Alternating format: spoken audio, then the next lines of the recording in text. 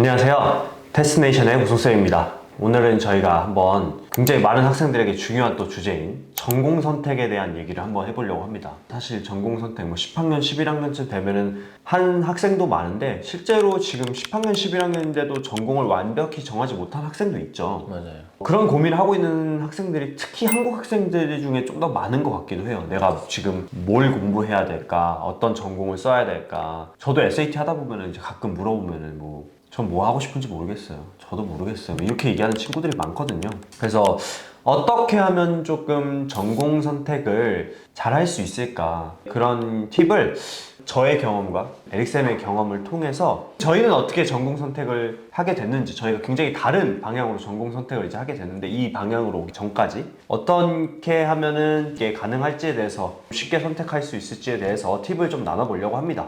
먼저 얘기를 좀 해주시면은 언제 이 교육적으로 좀 들어서게 된 계기가 어떻게 되실까요? 시기는 좀 늦었던 것 같은데, 원래는 이쪽 전공이 아니셨잖아요, 그렇죠? 그쵸, 저는 이과 전공이고, 하지만 이제 성향과 성격은 원래부터 멘토링을 좋아했고, 그러니까 학생들을 가르치는 걸 되게 좋아했어요. 어렸을 때 춤 동아리에서 무조건 내가 리더여야 되고, 내가 막 춤 가르치고, 커뮤니티 서비스도 다 내가 리더여야 되는 거고, 대신 이제 그런 걸 좋아했던 것 같아요. 내가 준비해서 가는 거, 내가 레퍼토리를 짜서 가가지고 가르쳐 주거나, 내가 준비한 매튜얼을 가지고 학생들한테 전달하는 걸 되게 좋아했던 것 같아요, 어렸을 때. 그래서 이렇게 방금 얘기하신 것처럼 이제 우리가 교육을 하고 있지만, 제가 이민을 갔을 때는 저희 부모님이 어렸을 때부터 저한테 의사가 됐으면 좋겠다라는 말을 하셨던 것 같아요. 의사라는 직업이 굉장히 좋다. 많은 부모님들의 염원이죠. 맞아요. 그래서 이제 됐으면 또 좋겠다. 심지어 우리 막 친척까지 괜히 막 나만 만나면 아이고 이빨이 아픈데 좀 기다려야겠다. 은근슬쩍. 은근슬쩍. 저는 이제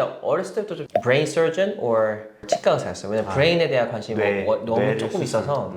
그래서 그레이드 아나토미 엄청 많이 보셨다고. 맞아요. 그레이 애나토미도 많이 봤고 그냥 의학 드라마를 좋아했던 것 같아요. 근데 이제 내가 원하는 거보다는 부모님의 에스피레이션이 좀 더 컸고, 그래서 부모님을 satisfy 하기 위해서, 그리고 부모님의 어떤 이 이민의 과정을 제가 봤기 때문에 부모님 원하는 걸 해드리는 게 효도 아닐까라는 생각에 했던 것 같아요. 초기에 이제 1세대나 막 2세대 이민자 가족들이 그런 경험 있으신 분들이 많잖아요. 자녀가 의사가 딱 되는 순간 소셜 스테이터스가 올라간다고 하죠. 맞아요. 사회적 지위가 딱 그 타운에서나 지위가 딱 올라가는 게 있다 보니까 안정적이게 되고 차별도 굉장히 덜 받게 되고 맞아. 그런 게 있어서 그리고 또 잘 키웠다고 이 사람이 의사라고 얘기하면 과거가 보이잖아요. 그냥 그쵸. 얼마나 노력을 했을까, 거기에서 오는 존경 이런 게 있을 것 같아요. 그런데 저도 의사라는 직업이 무엇인지 알고 있었어요. 왜냐면 어렸을 때부터 제가 이 교육을 받았기 때문에 덴탈 오피스에서 1년 동안 워크 익스피리언스도 했고, 마지막엔 제가 항상 얘기했지만 석션까지도 했어요. 그리고 심지어 그 분이 굉장히 유명한 치과 의사셨어요. 우리 캐나다에서는 UBC나 토론토나 이런 학교가 좋은데 여기를 돌아다니면서 교수도 하고 치과 의사도 하고 이런 사람이 많이 없었단 말이에요. 근데 거기서 제가 좀 알았던 것 같아요. 이렇게 살고 싶지 않다. 절대적으로 그냥 제 개인적인 그냥 제 성향이고, 그래서 말씀드리는 거지만 난 하루 종일 이빨을 보고 살 수 없다. 남의 입을 계속 보면서 그러니까 하루 종일 그러고 사는 거가 그때 너무 충격이면서도 신선하다고 얘기해야 되나? 아, 그럴 수도 있지 하면서도 난 그러고 싶지 않아. 이런 모든 되게... 치과 의사 선생님들에게 존경을 표하게 근데 전 되는. 진짜 존경스러워요. 대단하다고 생각하고. 그래서 이제 대학을 들어갔어요. 대학을 이과로 들어갔어요. 진짜 그렇게 준비를 했어요. 근데 도저히 안 되겠는 거예요. 뭐라고 하지? 그러니까 할 수 있어. 난 충분히 할 수 있었거든요. 충분히 그 길을 갈 수 있어요. 근데 내가 여기에서 비틀지 않으면 평생 후회하지 않을까라는 그런 생각을 가지고 살다 보니까 제가 대학교 때 어플리케이션도 만들었고 이상한 짓을 많이 했어요. 이과 학생들이 하지 않는 것만 다 했어요. entrepreneurship이라고 해서 막 혼자 회사 만들고 어플리케이션 만들다가 뭐 잘 안 되고 막 세일스 알바로. 네네, 뭐 그리고 알바도 해보고 그래서 제가 이과 학생들이랑 친하질 않았어요. 제 베스트 프렌드를 봐도 다 커머스, 경제학, 사이콜로지 그래서 아 그래 나는 이과가 아닌 것 같다라고 해서 변호사를 준비를 동시에 했어요. 왜냐면 수없이 말했지만 이민을 와서 사기를 많이 당했거든요. 내가 영어를 열심히 한 계기도 사기를 당하지 않아야겠지만 내가 더 강해져야겠다, 내가 다른 사람을 도와줘야겠다 라는 생각을 가지고 했는데 이것조차도 내 길이 아닌 거라는 느낌이 살짝 들기 시작했던 것 같아요. 근데 결정적으로 내가 제일 싫어했던 게 교육이었어요. 왜 그러냐면 결정적으로 얘기하는 이유가 난 무조건 강사나 교육으로는 절대 커리어를 쌓지 않을 거야 라고 스스로한테 다짐했거든요. 이제 이미 1세대나 2세대 혹은 이제 저 같은 사람들은 좀 공감할 수 있을 텐데 어렸을 때 그런 말을 많이 듣잖아요. 열심히 일해서 좀 애매하게 교육으로 빠져서 강사가 되면 그런 말이 있어요. 영어밖에 못하니까 그거 하지. 그치 약간 그치 이런 막 말이죠. 그런 진짜 선입견이 있는 것도 그쵸. 싫었고 그러지 않은 사람도 많아요. 진짜 진심으로 에듀케이션 하는 에듀케이션 분들 좋아하는 있는데 사람도 많은데 그냥 그 말을 듣기 싫은 거예요. 우리나라에서도 그런 말 있잖아요. 외국인이 와서 뭐 1대1 영어 회화 하면은 본인이 할 줄 아는 능력이 영어밖에 없는데 막 근데 저거 나도 하는 근데 거다 궁금해요. 왜 이런다. 왔는지. 아니 근데 교육이 너무 좋고 네, 한국이 장난이고, 좋아서 맞아요. 오시는 분들도 되게 많아요. 그런 사람도 많은데 좀 많이 없는 게 찾기가 쉽지 제가 않죠. 지금 이 분야에서 오랫동안 있었는데 그런 사람이 많이 없다라는 걸 좀 알게 되면서 좀 아쉽지만 학교가 아니라 학원이 좀 많은 것 같아요. 유치원, 뭐 학원 이런 애들이 그냥 영어만 하고 교육이 없을까? 그게 없어요. 에듀케이션 커리큘럼이 없어. 우리 캐나다나 미국은 에듀케이션 디플로마가 있거든요. 저는 안타깝게도 그 디플로마를 하진 않았어요. 그게 있어야지 선생님으로. 한국도 있죠. 있죠. 한국 뭐라고 하죠 그걸? 교직 이수라고. 교직 이수. 네. 네. 그런 걸 하지 않고 이제 대부분 이제 외국 사람들이 와서 교육을 하잖아요. 네. 그런 걸 너무 많이 들어서 아 나는 진짜 이거를 하면 난 자존심에 스크래치가 나는 거야 라고 했는데 어느 날 이제 저희 누나가 너 근데 가르치는 모습 봤는데 진짜 멋있어 라고 했거든요. 학생들 그냥 프라이빗 튜터 같은 거 할 때 과외 맞아요. 그러니까 우리 부모님, 우리 친척, 우리 누가 다 이렇게 앉혀놓고 내가 이야기를 해도 기도야 교육은 아닌 것 같아. 너 의사가 되자. 우리 이빨 아픈데 다 기다리고 있다. 그러니까 그때는 당연하지 내가 다 고쳐줄게 했는데 그때 나의 이 무언가를 깨워준 사람이 누나였어요. 근데 나도 알고 있었어. 나 이거 되게 잘하네. 전 대학교 때부터 애들을 가르치기 시작했거든요. 이게 방이 8개 있는 그런 이제 학원이었어요. 근데 그게 나이트 스쿨이라고 해서 실제로 크레딧을 주면 그걸로 대학을 가는 되게 신기한 제도가 있는데 거기서 제가 선생님이었어요. 근데 내 목소리만 너무 큰 거야. 그래서 사람들이 와서 좀 조용히 해달라 이런 말을 많이 했어. 옆방 써봤는데 내 말 안 들린다. 그러니까 너만 열정이 있냐. 패션이 남달랐다. 그러니까 너만 열정이 있냐. 이상하네. 근데 왜 자꾸 내가 진짜 이렇게 소리를 지르지? 근데 그게 제가 봤을 때 열정이었던 것 같아요. 뭘 안 해오면 혼내고 소리 지르고 화를 낼 때도 있고 아니면 그냥 내가 막 가르치면서 막 이렇게 열분을 토할 때도 있고 한때 싫어했던 거를 내가 지금 이렇게 하고 있다는 게 전 정말 신기한데 생각해보면은 내가 내 스스로의 자기 성찰이 좀 부족했던 거 아닐까도 있고 내가 너무 다른 사람들 이야기를 많이 듣지 않았을까라는 생각도 있어요. 다른 사람들이 이렇게 생각하면 어떡하지? 내가 부모님의 어떤 기대치를 좀 저버리면 어떡하지? 그러니까 이민이라는 게 쉽지 않잖아요. 그럼 돈도 많이 들고 투자인 건데 내가 그냥 강사가 되면은 그리고 그쵸? 그런 것도 있을 것 같아요. 만약 학생들이 하는 고민 중에 하나일 것 같은데 내가 몇 년 동안 여기까지 쌓았는데 이거 다 버리고 맞아요. 새로 시작하는 게 맞을까? 그러니까 예를 들면 뭐 그레이드 11인데 내가 지금까지 뭐 사이콜로지를 했는데 갑자기 11학년 때 다른 전공이 하고 싶어. 그럼 막 그런 얘기 하잖아요. 저 갑자기 이거 다 바꾸면 못 가는 거 아니냐 대학. 저 어떻게 해요? 이런 얘기 하는 맞아요. 친구 되게 많은 것 같아요. 그러니까 쉬프트나 아니면 피벗이 있었을 때 우리 컨설팅 학생들한테 다이렉트하게 얘기하는 메시지가 있는데 너가 fully committed, 그러니까 100% fully committed 됐다면 그때부터 3년 정도가 힘들지 그부터는 전문가가 된다. 그러니까 이게 30대든 25세든 상관이 없다.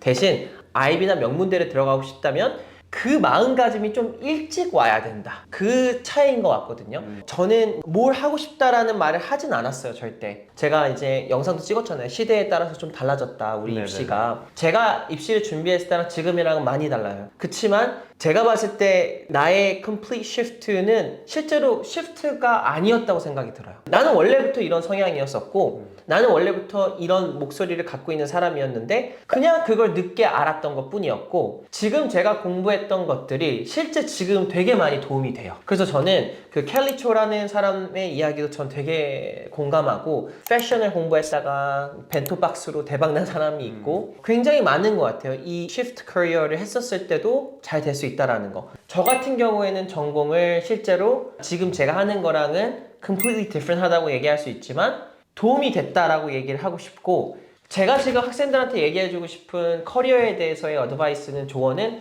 그냥 솔직히 내 인생이 어떻게 될지 잘 모르는 것 같아요. 근데 저도 교육이라는 거에 대해서도 긴가민가 했던 적이 있어요. 항상. 근데 이 경험이라는 게 놀라운 게, 제가 어떤 경험 하나 때문에 이렇게 된 거거든요. 그러니까 제가 어떤 학원에서 어떤 경험이 있어가지고 이 나의 어떤 이 안에 있는 악마를 깨우쳐졌어요. 막 아니 어떻게 학생을 그렇게 보지? 그러니까 그게 나는 너무나도 충격이었고, 내가 해야겠다. 다른 사람이 안 하는 것 같으니까 내가 해야겠다 라는 생각을 했던 것 같아요. 저는 학생들이 항상 고민이고 뭘 해야 되는지 모르겠고 이게 공감이 돼요.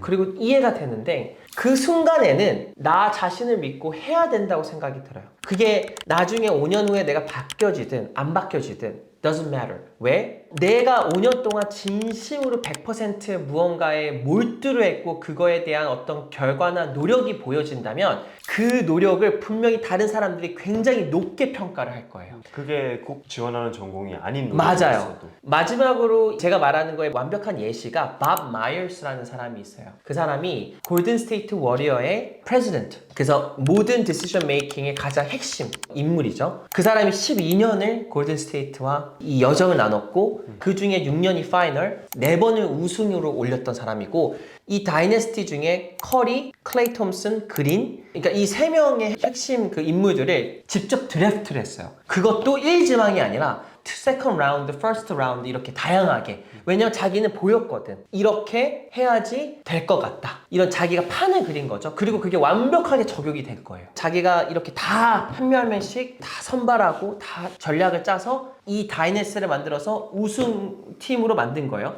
근데 한 이틀 전이에요. 재계약이 있었는데 재계약을 하지 않았어요. 어마어마한 돈을 제시를 했어요. 이 구단주가. 그리고 이 사람은 이 팀을 사랑해요. 그리고 여기 있는 사람들도 이 사람을 사랑해요. 근데 연장을 안 했어요. 왜냐하면 그 사람이 1시간 동안 인터뷰를 했는데 한마디로 요약할 수 있어요. 내가 100% fully committed 될 수 없는 일을 더 이상 할 수 없다. 근데 그 오너와 다른 사람들이 나와서 얘기하는 거 보면 이 세상에 이 사람처럼 열심히 일한 사람은 본 적이 없고 다시는 찾을 수 없을 것 같다. 새벽에 언제든 일어나서 전화를 하고, 내가 봤던 사람들 중에 제일 열심히 일했던 사람이 밥 마이어스라고 얘기해요. 그러니까 이런 성과를 낸 거예요. 근데 모든 지금 매체와 다른 사람들이 어떤 얘기를 하냐면, 이 사람은 지금 당장 이 일을 그만둔다 해도 몇 년 후에 다시 와서 이 일을 한다고 하면 무조건 모든 사람들이 환영해 줄 거고, 혹은 바스켓볼이 아니라 다른 일을 해도 이 사람은 무조건 될 사람이다. 그런 평을 받고 있는 사람이에요. 근데 내가 이 말을 왜 할까요? 당연히 이 한 분야에 100%를 준 거잖아요. 그리고 이걸 다른 사람이 다 보고 인정했던 거 아니에요? 그러니까 이 사람이 여기서 물러난다 해도 지금의 경험은, 이 보상은 다 자기 거예요. 내가 12년 동안 뭔가를 했잖아요. 그리고 내가 제일 잘해. 그래서 우승까지 해놨어. 그럼 당연히 12년이고 아직 40 몇 살인데 너무 어리지 않아요? 이걸 은퇴하기에는? 근데 은퇴를 한대요. 은퇴하는 게 말이 안 되잖아요. 아직 정성기인데. 근데 자기는 100% 무언가에 올인을 할 생각이 없다면 이 일을 절대 할 수 없다라고 하는 거예요. 더 이상 이 일을 못 하겠다라고 하고 이틀 전에 나온 거예요. 난리가 났어요, 지금 뉴스에서. 이 사람이 리자인을 했다. 이제 다이내스티는 끝났다. 이 팀은 이제 어떻게 되냐. 이 이야기가 나오는 게 그만큼 핵심 이제 인물이었던 거죠. 그러니까 우리 학생한테 얘기하고 싶은 게 뭐냐면, 이 사람처럼 언젠가 내가 평생 올인을 했던 그 무언가가 갑자기 어느 날 일어났는데 나 아닌 것 같아 라고 할 수도 있어요. 저는 무조건 의사가 될 수 있을 거라고 생각했어요. 근데 어느 순간 나는 아닌 것 같은데 하다가 우리 누나가 그런 얘기를 하고 교육하자.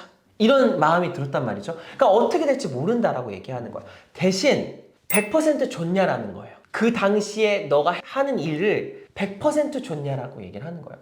그러면 그 익스피리언스가 그대로 그냥 연장이 되는 거고 경력이 절단이 안 된다고 저는 믿는 거예요. 그러니까 본인이 지금 당장에 어떠한 전공을 하나를 특정할 수 없을지라도 그렇죠. 내가 눈앞에서 뭔가 열심히 할 수 있는 거를 그래도 하나는 잡아서 진짜 끝까지 밀어붙인다면 내가 나중에 어떤 전공을 선택할 일이 생길 때 얼마든지 쉬프트해서 들어가도 모두가 다 인정할 거다. 당연하죠.